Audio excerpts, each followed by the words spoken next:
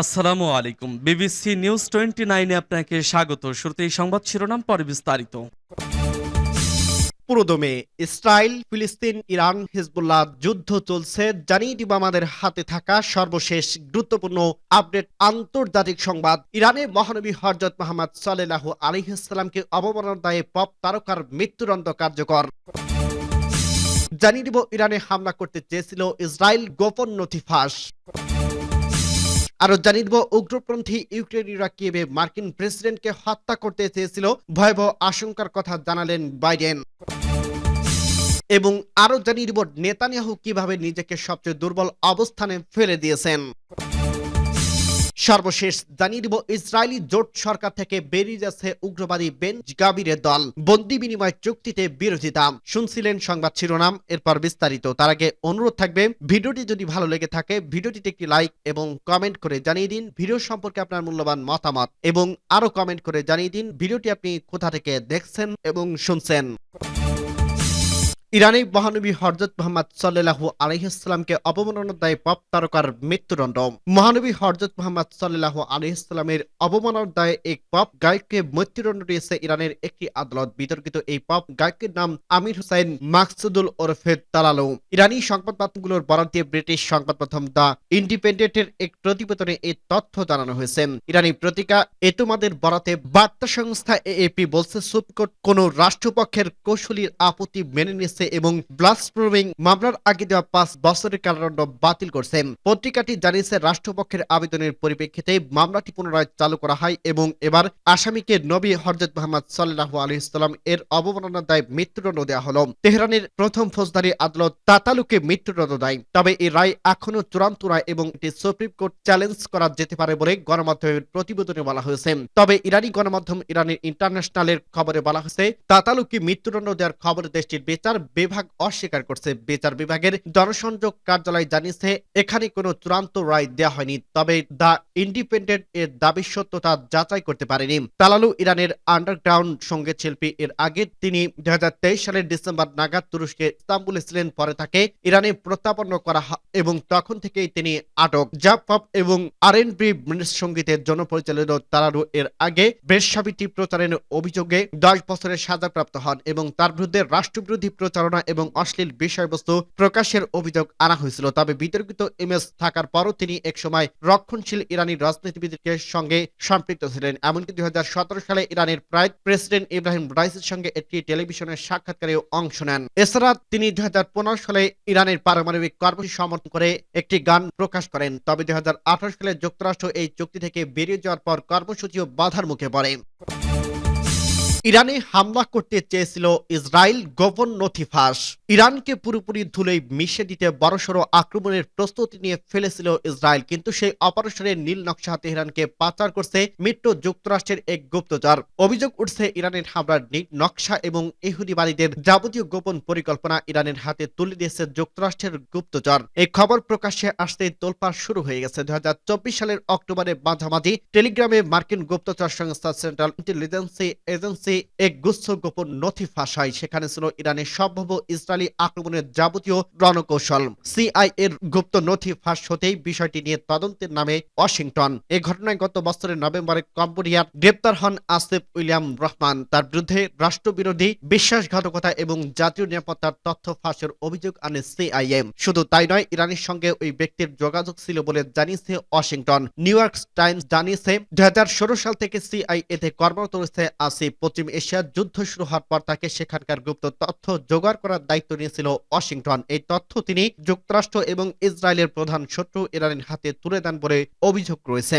CIA এর সূত্রে খবর, আসিফ যে তথ্য প্রকাশ করছে তা কেবলমাত্র পশ্চাতের ভুক্ত রাষ্ট্রগুলোর গোয়েন্দাদের কাছে থাকার কথা। আমেরিকা ছাড়া সেই তালিকার রয়েছে অস্ট্রেলিয়া, কানাডা, নিউজিল্যান্ড এবং ব্রিটেন। এরা প্রত্যেকেই যুক্তরাষ্ট্রের বন্ধু দেশ। ঘটনার কথা জানাজানি হয় তাদের কাছেও মুখ পড়েছে ওয়াশিংটনের। গোয়েন্দাদের দাবি, মূলত ন্যাশনাল জিওস্প্যাশিয়াল ইন্টেলিজেন্সি এজেন্সি দ্বারা সংগৃহীত তথ্য প্রচার এবং ফাঁস করছে আসিফ। কৃত্রিম ভূযোগ উপগ্রহের ছবি বিশ্লেষণের কাজ করে থাকে আমেরিকার এই সংস্থা। ইরানের প্রত্যাঘাতের জন্য যুদ্ধ বিমান নিলে লাগাতার মহড়া চালায় ইসরায়েলি ডিফেন্স ফোর্স আইডিএফ। সেই ঘটনায় পক্ষানুপাত বিবরণ সম্বলিত রিপোর্টে সিআইকে পাঠিয়েছিল ওই সংস্থা। উগ্রপন্থী ইউক্রেনিয়া কিয়েভে মার্কিন প্রেসিডেন্টকে হত্যা করতে চেয়েছিল ভয়াবহ আশঙ্কার কথা জানালেন বাইডেন। বিদায়ী মার্কিন প্রেসিডেন্ট জো বাইডেন 2023 সালে কিয়েভ সফরের সময় ইউক্রেনে উগ্রবাদীদের হাতে নিহত হওয়ার আশঙ্কা করছিলেন। শুক্রবার মার্কিন টেলিভিশন চ্যানেল MSNBC তে সম্প্রচারিত লরেন্স ডোনেলের সাথে এক সাক্ষাৎকারে বাইডেন কথা জানান। ইউক্রেন ও রাশিয়ার মধ্যে যুদ্ধ শুরুর এক বছর পর 2023 সালের ফেব্রুয়ারিতে বাইডেন কিয়েভের একটি অঘোষিত সফর করছিলেন। পরে জানা যায় পেন্টাগন দপ্তর এবং গোয়েন্দা সংস্থাগুলোর কাছ থেকে তথ্য নিয়ে বাইডেন গুরুত্বপূর্ণ সহযোগীদের একটি ঘনিষ্ঠ বলয় কয়েক মাস ধরে গোপনে এই সফরের পরিকল্পনা করে। সাক্ষাৎকারে বাইডেন দাবি করে কিয়েভের সফরের সময় তাকে হত্যা চেষ্টার সম্ভাবনা সতর্ক করা হয়েছিল। তবে তিনি জানান ওই হুমকির মধ্যে মস্কো আসেনি, বরং ইউক্রেনের অভ্যন্তরে উগ্রপন্থীগুলিকে এসেছে। তারা সম্ভবত রাশিয়ার সরকারের সাথে সহযোগিতা করছে, জানান বাইডেন। নিরাপত্তার কারণে সবাই আমাকে না যাওয়ার পরামর্শ দিয়েছিল, কিন্তু আমি ভেবেছিলাম পুতিন আমেরিকার প্রেসকে হত্যার সাহস করবে না। মার্কিন প্রেসিডেন্ট আরো বলেন, আমি চিন্তা ছিলাম যে ইউক্রেনের মধ্যে একটি উগ্রপন্থী গোষ্ঠী দ্বারা রাশিয়ানদের সাথে কাজ করছিল, তারা কি করার চেষ্টা করতে পারে। তিনি বলেন, এই সফরকে ঘিরে যে গোপনীয়তা রক্ষা করা হয় তার পেছনে এটি মূল কারণ ছিল। সূত্র পার্স টুডে।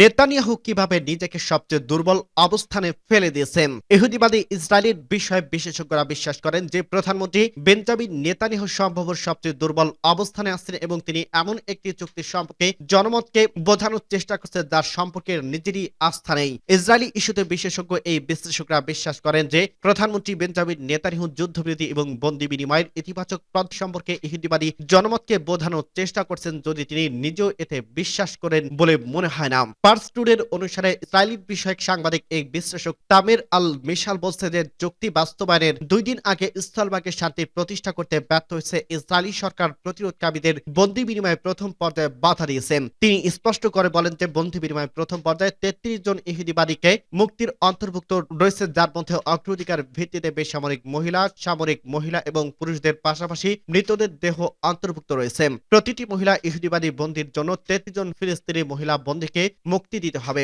এবং প্রতিটি মহিলা সামরিক বন্দীর জন্য 30 জন ফিলিস্তিনি মহিলা বন্দী এবং উচ্চ সাজাপ্রাপ্ত 20 জন বন্দীকে মুক্তি দিতে হবে। আল মিশাল বলছে যে প্রতিরোধকামীরা মৃত বন্দীদের মৃতদেহ বিনিময়ে ধারণার বিরোধিতা করছে এবং 2023 সালের 7 অক্টোবরের পর আটক সকল নারী ও শিশুদের মুক্তির বিনিময়ে ইহুদিবাদী বন্দীদের মৃতদেহ হস্তান্তর করবে। ইহুদিবাদীর বিষয় বিশেষজ্ঞ মোহারেদ মোস্তফা বিশ্বাস করেন যে রাজনীতির জগতে প্রবেশের পর নেতানিয়াহু বর্তমান সবচেয়ে দুর্বল এবং নাজুক অবস্থায় পড়ছে। মোস্তফা আরো বলেন, নেতানিয়াহু তার বক্তৃতায় খুবই দুর্বল বলে মনে হয়েছিল। তিনি ইহুদিবাদী জনমতকে এমন একটি চুক্তি মেনে নিতে রাজি করানোর চেষ্টা করছিলেন যা সকলে জানেন যে তিনি নিজেও তা গ্রহণ করেন না বা বিশ্বাস করেন না। প্রকৃতপক্ষে ভিতর ও বাইরের চাপের কারণে তিনি তা মেনে নিতে বাধ্য হয়েছেন। আরেক রাজনৈতিক বিশ্লেষক শাহেদ জিয়ান বিশ্বাস করেন যে নেতানিয়াহু গাজায় যুদ্ধের সমাপ্তি ঘোষণা করতে পারবে না, কারণ এটি করলে তিনি আদালতের মুখোমুখি হবেন। দীর্ঘ 15 মাস ধরে ইসরায়েলি ধারাবাহিক অপরাধযজ্ঞের এবং গণহত্যার পর রোববার থেকে ইসরায়েলি সরকার এবং হামাস আন্দোলনের মধ্যে এই যুদ্ধবিরতি চুক্তি কার্যকর হয়েছে। এটি এমন একটি চুক্তি যেটিকে ইহুদিবাদী শাসক গোষ্ঠীর নেতারা প্রতিরোধ বাহিনীর বিরুদ্ধে বড় ধরনের পর্যায় হিসেবে বর্ণনা করছেন। সূত্র পার্স টুডে। ইসরায়েলি জোট সরকার থেকে বেরিয়ে যাচ্ছে উগ্রবাদী বেন জাভিরের দল। বন্দি বিনিময় চুক্তির বিরোধিতা। ফিলিস্তিনি ইসলামী প্রতিরোধ আন্দোলন হামাসের সাথে যুদ্ধবিরতি এবং বন্দি বিনিময় চুক্তির বিরোধিতা করে জোট সরকার থেকে বেরিয়ে যাচ্ছে উগ্রবাদী ইতামার বেন গাভিরের নেতৃত্বাধীন চরমপন্থী উজ্জামা ইহুদিয়ত পার্টি। শুক্রবার বেন গাভির জোট সরকার থেকে বেরিয়ে যাওয়ার হুমকি দিয়েছিলেন। রোববার তিনি চূড়ান্তভাবে তার দলকে সরিয়ে নেন। টাইমস অব ইসরায়েল এক খবর দিয়েছে, আজ থেকে গাজার যুদ্ধবিরতি চুক্তি বাস্তবায়নের কথা রয়েছে। চুক্তির প্রথম ধাপে হামাস ইসরায়েল 33 বন্দীকে মুক্তি দেবে। অন্যদিকে ইসরায়েলি কারাগারে বন্দী 1977 ফিলিস্তিনিকে মুক্তি দেওয়ার কথা। গত বুধবার হামাস এবং ইসরায়েলের মধ্যে যুদ্ধবিরতি চুক্তি হয়। চুক্তির আওতায় যেসব ফিলিস্তিনিকে মুক্তি দেওয়া হবে তাদেরকে সন্ত্রাসী বলেছেন বেনজামিন। ইসরায়েলি চরম উগ্রবাদী এবং মন্ত্রী সাংবাদিকদের বলছে তার দল সরকার থেকে বেরিয়ে গেলেও যদি আবার যুদ্ধ শুরু হয় তাহলে তারা সরকারে ফিরে আসবে। বেনজামিন এই হুমকি দিয়ে যুদ্ধবাজ প্রধানমন্ত্রী বেঞ্জামিন নেতানিয়াহুর লিকুদ পার্টি তীব্র নিন্দা জানিয়েছে। যে কেউ ডানপন্থী সরকার ভেঙে দেবে বলে তাকে চিরন্তর অপমান হিসেবে স্মরণ করা হয়েছে। সূত্র